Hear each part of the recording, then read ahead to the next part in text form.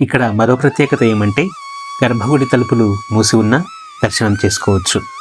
ఎలా అంటే గర్భగుడికి ఎదురుగా గోడలో నక్షత్రాకారంలో ఉన్న రంధ్రం ఉంది. అందులో నుండి చూస్తే స్వామి చాలా బాగా కనిపిస్తాడు. కడప జిల్లా రాజంపేట మండలంలో విశేషమైన స్థల చరిత్ర కలిగిన ఈ హత్తిరాల పుణ్యక్షేత్రం ఉంది. విశాలమైన చెయ్యేరు నది ఒడ్డున శివాలయం, పరశురామాలయం, విష్ణు ఆలయం నెలకొని ఉన్నాయి. ఈ కొండని భైరవాచలం అంటారు. త్రేతాయుగంలో స్వయంభూగా వెలిసినందువల్ల శివుణ్ణి ఇక్కడ త్రేతేశ్వర స్వామి అనే నామంతో పిలుస్తారు. చోళరాజుల కాలంలో ఈ గుడి నిర్మించబడింది.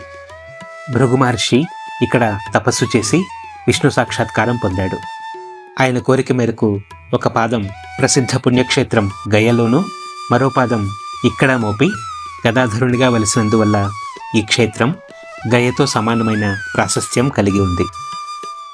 ఈ నదిలో పిండ ప్రదానాలు చేస్తే గయలో చేసిన పుణ్యం లభిస్తుందని చెబుతారు. ఫుల్ వీడియో కోసం క్రింద ప్లే బటన్ టచ్ చేయండి.